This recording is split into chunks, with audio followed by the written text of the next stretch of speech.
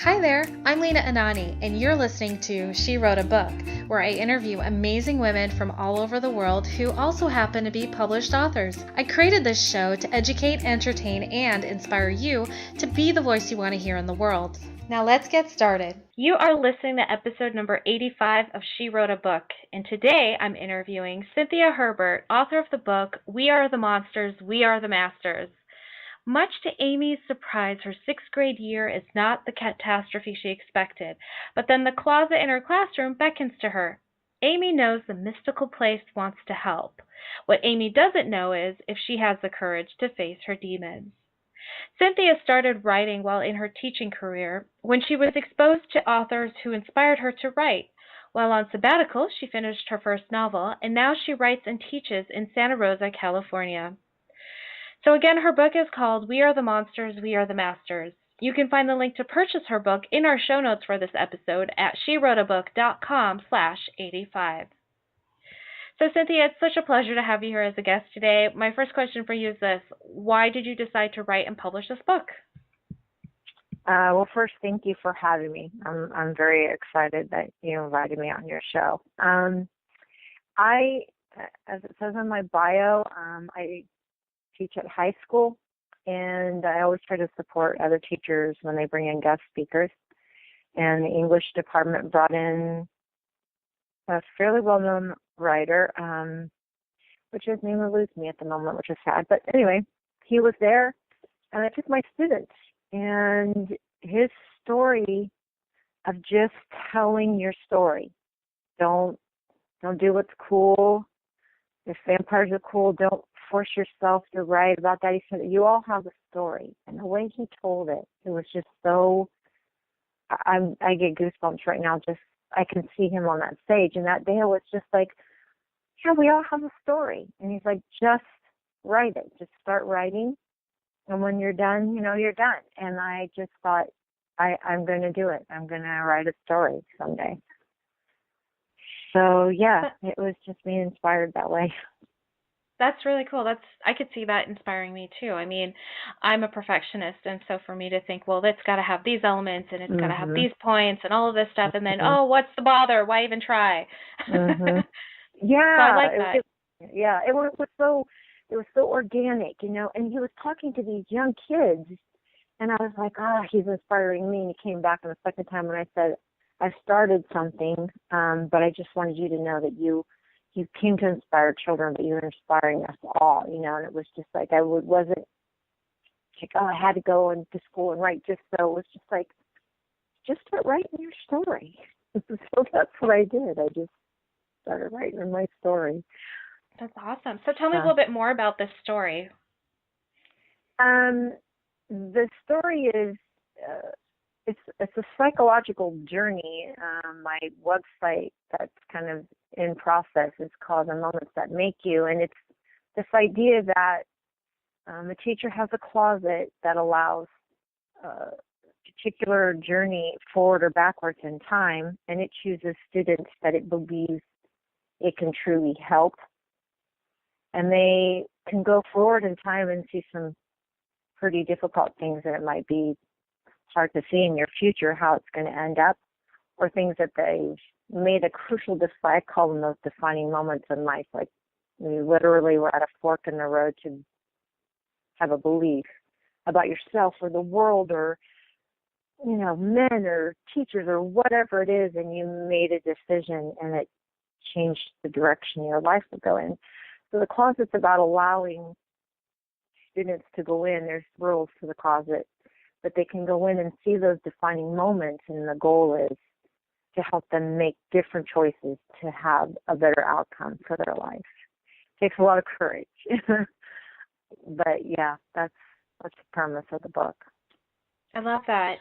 So who is your ideal reader then? Is it a sixth grader, or is this for adults? No, my publisher calls it like an easy adult read. A sixth grader would not get this book. Matter of fact, it's interesting. The people who are loving my book are adults who like to read a book in a couple of days. My students that are 16 and under, some of them are kind of like They're trying to figure out what that defines. What does that mean? And they get they get the humor, but they don't quite get it. But the adults or my students that have graduated from like 19 through 28, they love it. So yeah, my publisher originally said sixth graders will read a sixth grade book. I said, okay, you will know you're a well-known publisher. She read it. She goes, no, I was wrong. This is not a sixth grader book. Yeah, no, I could see that. I could see that being in, younger, like in high school or middle school. And, at that point we've spent most of our lives learning how to disconnect with our imagination. Mm-hmm. Right? Mm-hmm. And then as we're Exactly. adults, and then when we become adults, we're trying to reconnect with our imagination after being trained to disconnect. And so I could see why adults would connect with this book more than kids. That's Yeah. awesome. And sad at the same time. It is, I know, right? I cannot tell you how many, even my life coach, she's amazing. She goes, oh my God, we all should have a magic closet, right? We just should be able to go in there and it should just kind of show us some things so we could come back out and make some life choices from even where we're at this age. And I was like, right. She's like, it was just amazing. And especially as a parent, you think, oh gosh, I could have. And so that's kind of the thing I get from a lot of the adults. Like, wow, it was just the way you said it. You told your story and it came in. But we all wanted a little closet.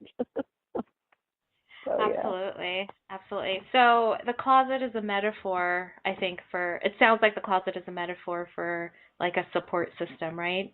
People and things and places that help you along the way. And what has helped you along the journey of putting this book together, or who has helped you with that? Oh my goodness. It was interesting. After I did that, one of the first people was just a peer. I'm in the language department. He's a Spanish teacher, but his master's degree was in screenwriting. And I'm like, I saw the author, and I was really inspired. And will you just read my first few chapters? And he's like, oh my gosh, you have a voice. Do it. I love Aimee. I love her character. Just keep throwing stones at her. Keep just doing it, So he started my first encouragement. And then my kids were encouraging. My husband's been encouraging. My publisher, she's been so amazing since reading the book and just supporting me. And then just different people that show up in my life. My life coach that even told me about you has just been amazing. And her husband is an author. And even just a few times I got to meet with him, it's like when you're ready, the people just show up to just support you. It's just been so great. How do you think it would have been different, or how do you think it would have been if you hadn't had that kind of support system in place? I think that the doubts and fears that we can sometimes put back in the back of our heads might have won, and I would love to be a part of supporting other people to continue because I know that I needed to hear someone who I cared about their opinion. I mean, if you just said something like, wow, you could do this, but you've got to change that, I would have loved that just as much because it would have still been support. So I don't think I would have made it. I really feel that strongly that you need that. I don't know, it's like the foundation of a house. If it's not there, it's just you're building it on sand, So I feel like it was a huge impetus to just keep it moving forward, I guess.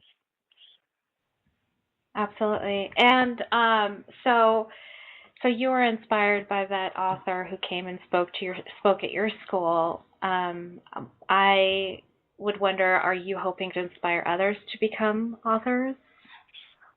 I would love. I mean, I have like a 2 to 5 year dream where I'm doing that. Matter of fact, I'm working with 2 people that have already graduated from the school that I teach at, that I'm trying to hold the space to inspire them to do some stuff that I think they can. I would love to do that. I would love to inspire other people to just go for it. So we could start now. What would you tell someone who wants to write a book? I have to say some of the things that I heard. First, I would say write about what you love or are passionate about. Do not do not think that anything that's going on means anything about who you are. So whatever's popular or this person, let that go. Be passionate about it, because if your passion is in it, the story comes from that. Otherwise it's not organic, it's artificial. I would tell them to, whenever they go up against some obstacle or challenge, to change it and shift it in their brain and see it as a place to learn and grow, and find someone, a life coach, a therapist, a friend who writes, another author, to get them through that challenge/learning chance to move to the next step, so that they can just keep going and believe in themselves. Just believe you have a story. Because you do. We've lived, and there is a story in there. There's probably so many stories in there. So, yeah, that would just be off the top of my head what I would begin to tell them. I would love to put like a whole seminar of not what just to-dos, but some basics, and then creation. Just be creative. Yeah. Awesome. Very cool. So, in 10 words or less, can you tell me what you love most about being an author?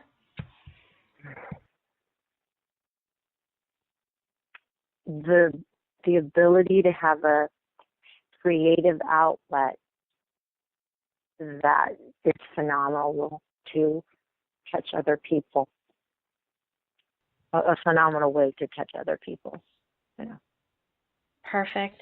Cynthia, thank you so much for being our special guest today. We will have a link to your book in the show notes for this episode, and our listeners can find that at SheWroteABook.com/85 to learn more about our author and her inspiring book. Thanks again, Cynthia. Thank you so much.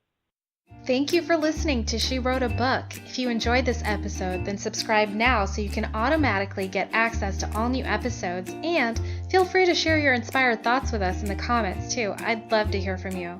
Until then, may you always feel good and make magic.